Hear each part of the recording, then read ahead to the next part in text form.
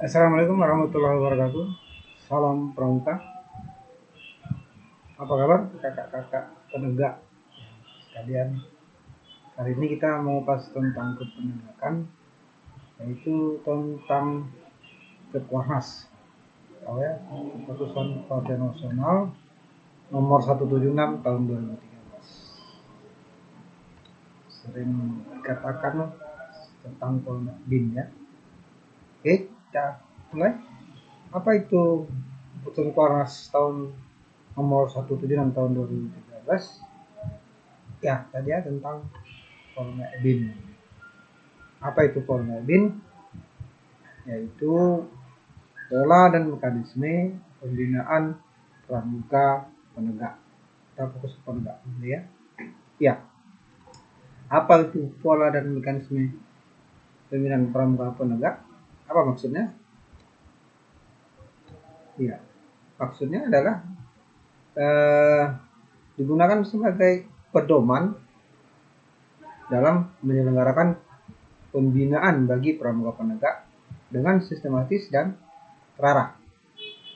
Jadi Kepwanas ini ya. Kemudian apa tujuannya? Yaitu menyelaraskan pelaksanaan pembinaan pramuka penegak tentunya. Ya, jadi supaya selaras pelaksanaan pembinaan itu di setiap pramuka yang ada ya. Nah, apa permasalahan dan apa pendekatan yang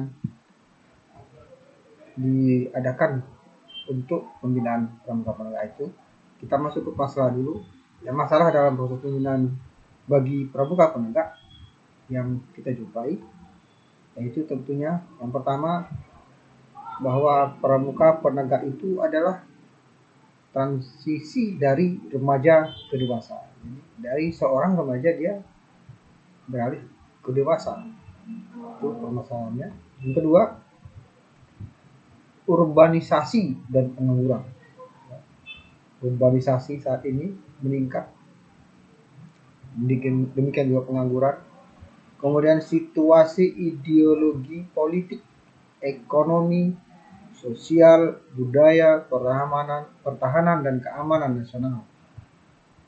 Itu masalahnya. Yang keempat, penurunan nilai moral kaum muda. Yang kelima, perkembangan industrialisasi dan teknologi yang tidak terkendali saat ini ya. Yang keenam, turunnya kualitas lingkungan hidup. Kita amati lingkungan hidup kita, kualitasnya sangat membahayakan ya, tercemar banyak. Kemudian turunnya semangat patriotisme dan nasionalisme kaum muda, turun. Kemudian meningkatnya penyalahgunaan narkoba. Nah, ini sangat mengkhawatirkan. Inilah permasalahan yang kita jumpai. Kemudian yang terakhir tentunya minat remaja dalam gunakan pramuka itu semakin kurang. Nah, itu beberapa permasalahan yang dijumpai. Maka bagaimana pendekatan kita dalam pembinaan itu tadi? Yang pertama, kita jalin kemitraan dengan berbagai bidang dan konsultasi. Kemudian pendekatan yang efektif, efisien, berguna dan bermanfaat kita lakukan. Kemudian kita lakukan peningkatan kreativitas dan kemampuan berinovasi dalam kegiatan disesuaikan dengan perkembangan lingkungan. Jadi kita tingkatkan kreativitas dan berinovasi. Nah, itu pendekatannya dalam menghadapi beberapa masalah tadi ya. Nah, pembinaan itu sendiri apa sasarannya bagi anggota penegak tadi? Tentunya peningkatan kualitas dari anggota pramuka penegak itu tadi, sehingga mereka mampu melaksanakan kewajiban agama mereka sendiri secara teratur, bersyukur dengan meningkatkan iman dan takwa kepada Tuhan Yang Maha Esa, menghormati agama dan kepercayaan orang lain. Mereka mampu menjalin komunikasi yang baik di dalam keluarga dan di masyarakat tentunya. Kemudian mampu mengendalikan emosi diri dan emosi orang lain. Kemudian mampu menghargai pendapat orang lain, mampu bekerja sama dan berinteraksi dalam kelompok, mampu mematuhi aturan kelompok dan menerima konsekuensinya, mampu menunjukkan kepedulian terhadap orang lain dan lingkungan, mampu menghimpun dan memproses info untuk menyelesaikan masalah dan mengambil keputusan. Selanjutnya mampu berinovasi dan berkreasi dalam bidang ilmu pengetahuan serta dalam kegiatan pendidikan kelompok. Kemudian mampu mengaplikasikan ilmu yang dimiliki. Selanjutnya mampu menjaga dan memelihara kesehatan tubuhnya. Salah satunya mungkin dengan berolahraga. Mampu memanfaatkan kemampuan fisik. Itulah sasaran dari pembinaan terhadap pramuka. Nah, selanjutnya di mana pembinaan itu? Di mana wadah pembinaan itu? Yang pertama tentunya di gudeg, ya, pangkalan gudeg masing-masing, di gudeg. Ada ambalan penegak di gudeg itu, ya, ada ambalan penegak. Apa itu ambalan penegak? Itu satuan gerak untuk golongan pramuka penegak yang menghimpun sangga dan dipimpin oleh pradana dengan didampingi pembina ambalan sebagai penasehat. Ya, dipimpin pradana, pembina ambalan itu penasehat. Kemudian ada sangga. Apa itu sangga? Yaitu kelompok belajar interaktif taman sebaya. Kelompok belajar interaktif taman sebaya. Kemudian berjumlah 4 sampai 8 orang. Kemudian ada sangga kerja. Apa itu sangga kerja? Itu wadah untuk melaksanakan tugas atau kegiatan yang anggotanya terdiri atas anggota-anggota sangga yang ada. Sangga. Berikutnya di mana pembinaan itu lagi? Yaitu di Saka. Ya, ada yang kita kenal Saka, yaitu wadah pendidikan dan pembinaan guna menyalurkan minat. Jadi ini tempat Saka itu tempat menyalurkan minat dan mengembangkan bakat, ya, untuk menambah pengalaman.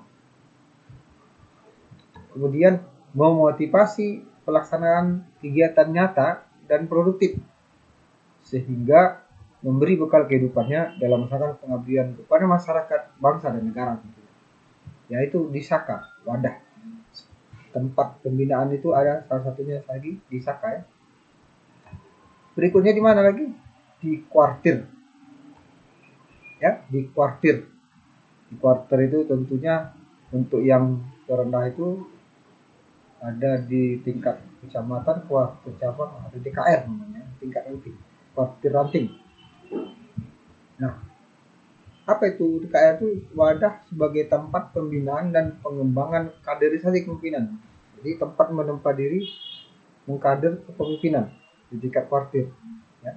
Ada ini DKR berarti tingkat ranting. Kemudian beranggotakan penegak dan penegak. Kemudian dipilih dalam muspanitra, bersifat kolektif, kumpulan dan kolegial bersama, berkedudukan sebagai badan kelengkapan partir. Jadi kan itu kelengkapan partir. Kemudian TKR itu berwenang mengelola kegiatan pramuka golongan penegak dan penegak. Jadi TKR itu sebagai pengelola kegiatan dari pramuka penegak dan penegak. Itu wadahnya di partir.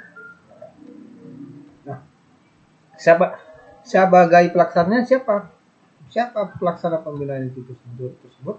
Nah, untuk di gudeg ya kita kenal dengan pembina, ya. Pelaksana pembinaan itu ya pembina, dia sebagai pembimbing, penasehat, motivator dan pengarah. Nah, kalau di Saka dia dikenal dengan pamong Saka sebagai pembimbing, penasehat, motivator dan pengarah. Nah, kalau di kuartir siapa pelaksananya? Tentunya pimpinan kuartir. Pimpinan kuartir itu siapa saja?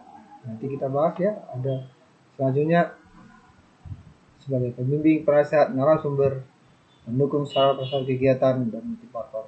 Itulah pelaksana pembinaan dari pramuka penegak.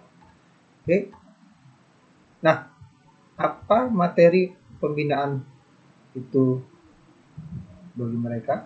Tentunya materi itu meliputi seluruh aspek kehidupan yang mencakup ranah pembinaan spiritual, emosional, sosial, intelektual, dan fisik. Ya, meliputi seluruh aspek kehidupan. Itu dapat diperoleh, disampaikan melalui SKU. Ya, SKU, SKK, dan SPG. Nah, itu ya, ketiga ini. SKU, SKK, SPG. Seluruh aspek kehidupan ada. Itulah materi pembinaan. Nah, bagaimana mekanisme pembinaannya? Ya, mekanisme pembinaannya tentu caranya pramuka penegak itu ada dikenal dengan tamu ambalan, kemudian calon penegak, kemudian penegak bantara, naik tingkat ke penegak laksana, lanjut ke penegak Garuda. Nah, itulah dia mekanisme. Kita bahas satu-satu ya. Mekanismenya itu bagaimana. Untuk tamu ambalan itu apa?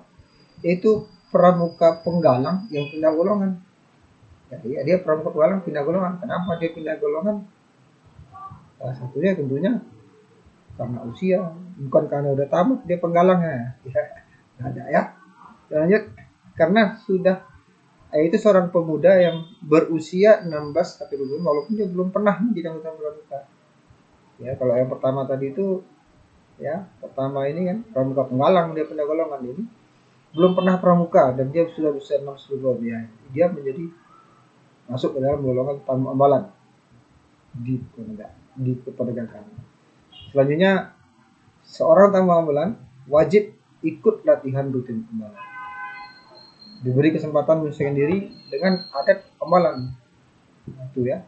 Kemudian beradaptasi paling lama 3 bulan. Jadi seorang tamu ambalan itu berkegiatan untuk beradaptasi dalam kegiatan itu paling lama 3 bulan. Setelah itu dia proses menjadi calon penegak. Ya, calon penegak. Selanjutnya yang kedua, kemudian anggota ambalan yang lain diberi waktu untuk mengenal dan menilai tamu ambalan. Yang kedua, calon penegak. Calon penegak, siapa itu? Yaitu seorang tamu ambalan tadi yang naik menjadi anggota ambalan atau calon penegak.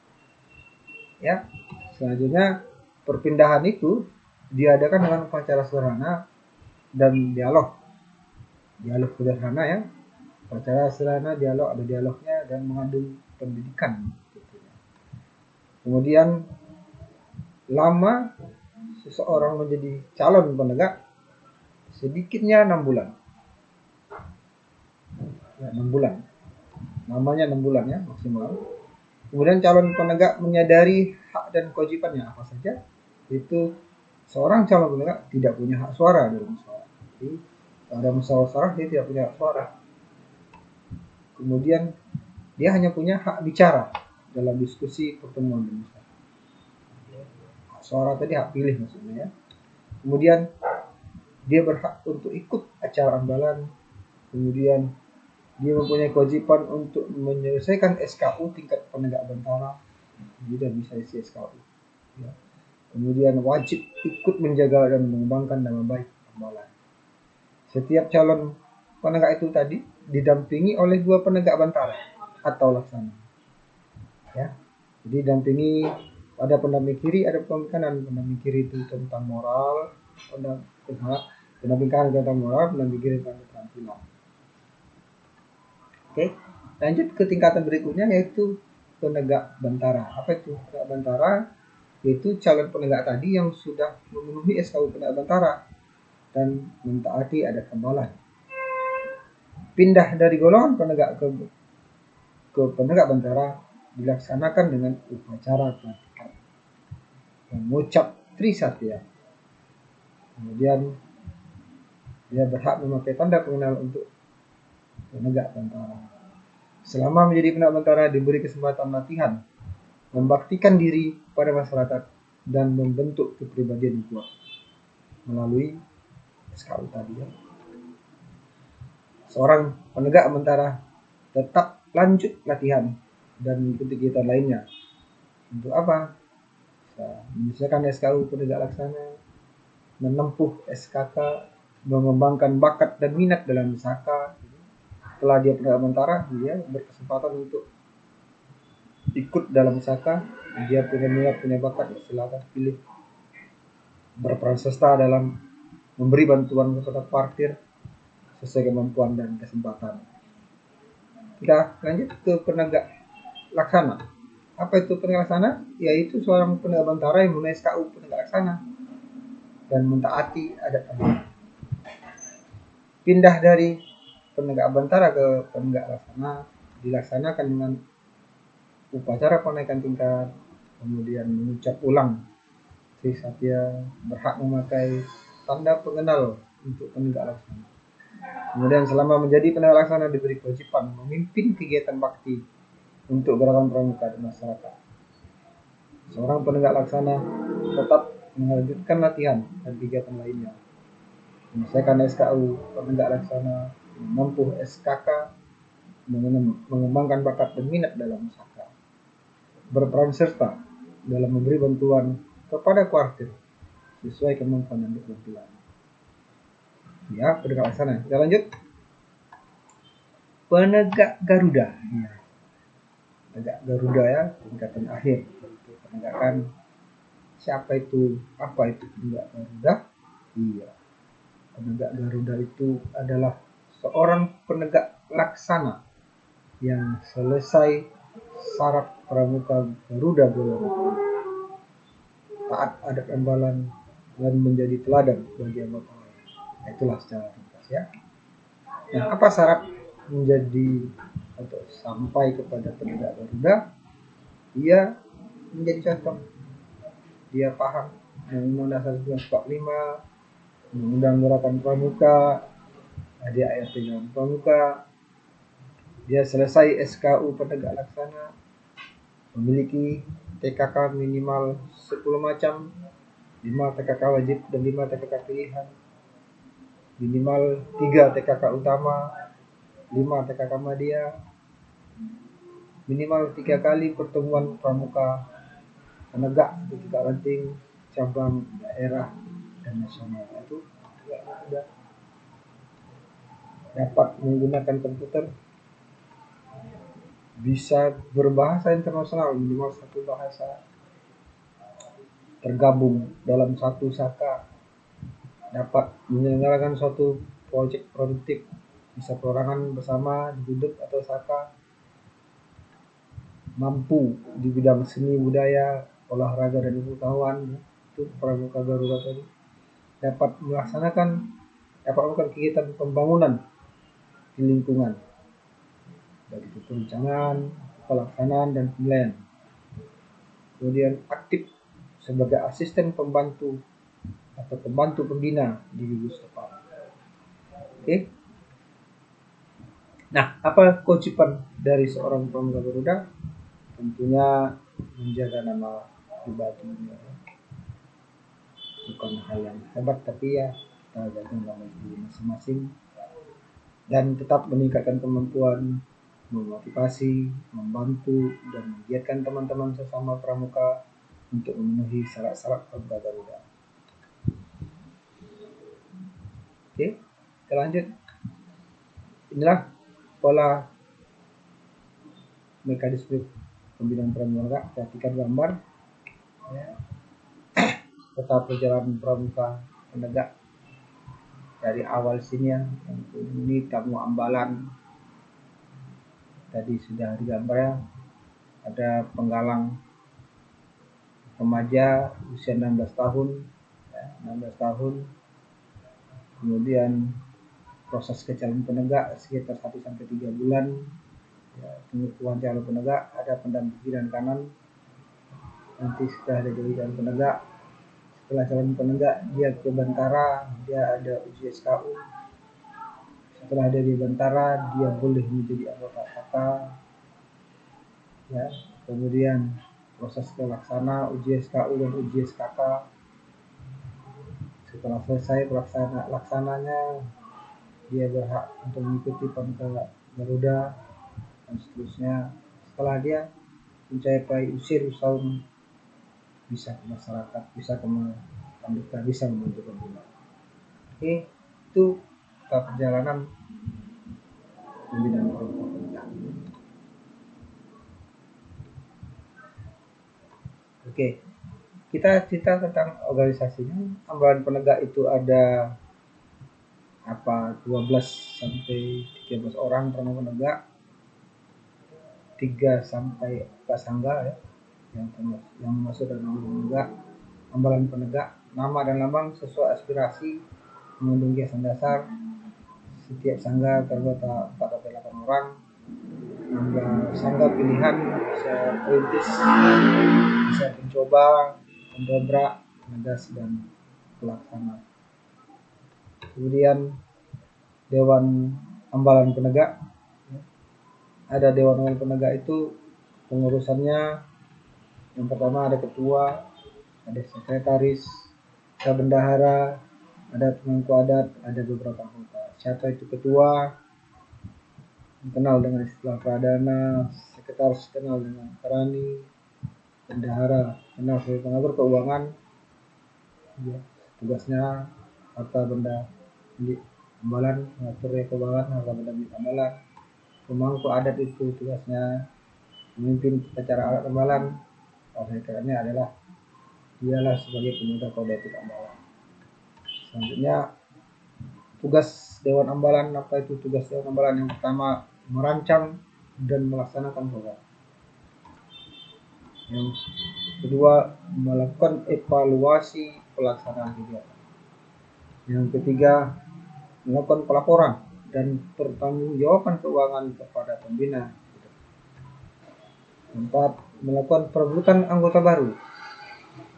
Yang kelima, membantu sangga dalam mengintegrasikan anggota baru dalam sangga. Yang berikutnya, Dewan Kehormatan Penegak. Ya, di pengurusan usaha yang ada di hidup ya. Apa itu Dewan Kehormatan Penegak? Yaitu yang bertujuan untuk mengembangkan kepemimpinan dan rasa tanggung jawab. Siapa saja yang masuk sebagai pengurus Dewan Kehormatan Penegak? Yang pertama, ketua, dia sebagai pemangku adat. Yang kedua, beberapa anggota yang sudah dilantik, kemudian didampingi pembina. Apa tugas dari Dewan Kehormatan Penegak? Yang pertama, memberikan penghargaan bagi prestasi dari dalam atau prestasi luar terhadap mereka. Yang kedua, tugas Dewan Kehormatan Penegak, pemberian sanksi atau pelanggaran terhadap pelanggaran kode etik. Yang ketiga, pemberian rehabilitasi anggota ambalan. Tadi ya. Nah, kegiatan apa saja dalam pembinaan di pramuka penegak itu? Kegiatan itu berprinsip kepada satu, yang jelas dari, oleh, dan untuk pramuka penegak dengan tanggung jawab pembina. Kegiatan pembinaan. Yang kedua, berkarakter dinamis, progresif, menantang, bermanfaat, berorientasi kepada 5 ranah pengembangan diri, yaitu spiritual, emosional, sosial, intelektual, dan fisik. Jadi kegiatan itu harus mengandung prinsip. Yang ketiga, membangkitkan, mendorong, dan mengarahkan serta mengatur dan mengembangkan keinginan, minat, semangat, serta keterampilan, ketenangan, keterampilan jiwa berusaha dari seorang anggota penegak. Nah, bagaimana metode kegiatannya pembinaan itu tadi? Yang pertama, permainan. Yang kedua, diskusi. Yang ketiga, ceramah. Yang keempat, demonstrasi. Yang kelima, lomba. Yang enam, kerja kelompok. 7, penugasan pribadi. Yang ke-8, perkemahan. 9, seminar dan karya. Inilah beberapa metode kegiatan pembinaan di pramuka penegak. Harus memenuhi beberapa prinsip tadi yang metodenya. Materinya apa saja? Padekannya meliputi semua aspek kehidupan dan nilai-nilai keterampilan. Ya. Terkenal bolehlah diistilahkan dengan 4H, yaitu health, happiness, mindfulness, handicraft. Apa itu health? Kesehatan jiwa dan raga. Apa itu happiness? Kebahagiaan, kegembiraan, kedamaian dan kesyukuran. Apa itu helpfulness? Saling menolong, yang ada itu handicraft, rasa kaya. Oke. Berikutnya jenis kegiatan apa saja jenis kegiatan yang di tingkat hidup, yaitu keterampilan, kewirausahaan, kelestarian lingkungan hidup, pramuka peduli, napak tilas, perjuangan pahlawan, penggembaraan, forum penegak, giat prestasi. Di kuartir apa saja kegiatannya?